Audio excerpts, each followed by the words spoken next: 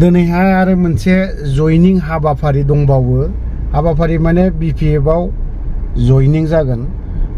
इउपिपिएलनिबो माखासे ओमफ्राय जिएसपिनिबो लोगोसे ओमफ्राय कंग्रेस गुबुन गुबुन दल संगठननि ना बिपिएफआव जयनिं जागोन एसे थांनि बेजों लोगोसे आरो जिसया समफ्रामारि बिथाङा मा फोरमायदों फैजों दान्दिसे खोनासंनानै लादिनि आरो जिएसपि आरो बेजों लोगोसे केपिपि आरो कंग्रेस आरो बेजों लोगोसे जोंनि लाइमोन युथ्सफोर दिनै ओंखारदों गासैबो मोनसे दोलोआव थानानै जों बयबो जोंनि बिटिसिखौ बासायना लाखिगोन बा जोंनि बिटिसिखौ जोङो मोजाङै मोजां जोङो सोलिनांगोन होननानै जोङो दोलै नोगोरै दिनै ओंखारदों आरो जाय बिथांमोना दिनै बे हाबाफारियाव ओंखारदों बिथांमोना गावसोरनो निज गोसो जानानै जयनिं प्रग्रामावहाय बुंनाय लोगो लोगो जोंबो थांगोन होननानै दोलो नोगोरै ओंखारदों दिनै जोङो बे जयनिं प्रग्रामा जोंनि बे 13 नं समस्तिनिफ्रायनो बांसिनानो आरो दाब दाब जायगानिफ्राय बिदि ओंखारबावबाय आरो आङो फ्राय माखासे खामानि दामानि माइ हानाय मानाय बेफोरबायदि खामानि थानायनि थाखाय आं माखासे मानसिफोरखौ आं लिस्ट खालामनो हायाखिसै आरो जाबावगोन बिनि उनाव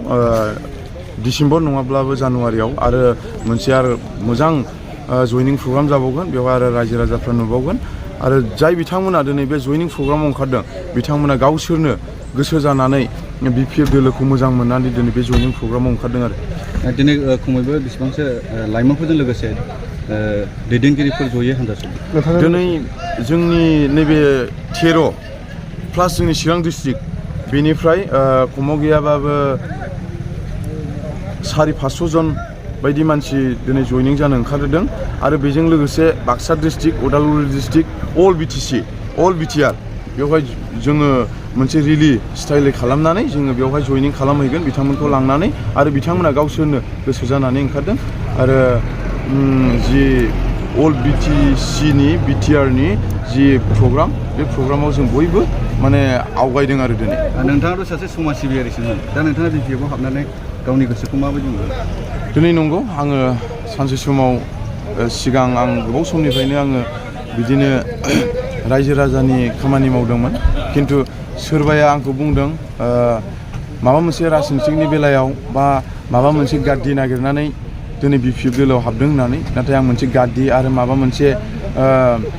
टारगेट लानानै आं खालामाखै दिनै नंगौ रायजो राजाफ्रा गोबां मानसिफ्रा बुंदों आंखौ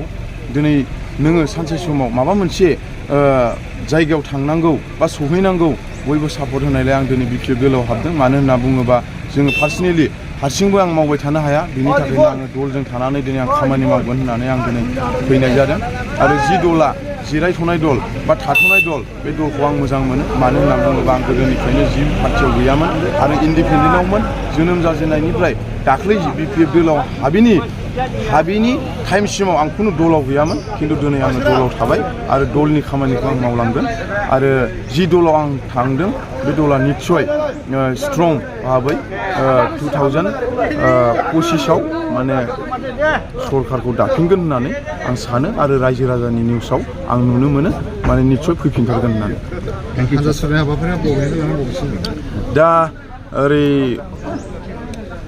सानजा बाक्सा डिस्ट्रिक्टनिफ्राय फैगासिनो दं आरो जोंनि चिरां डिस्ट्रिक्ट आरो अल बिटिआर निफ्राय बे प्रग्रामा बिजनि टुलगेटनिफ्राय लानानै रिजर्टआव जों बेवहाय माने जोंनि बिर'धि दलफोरखौ जोङो जयनिं खालामगोन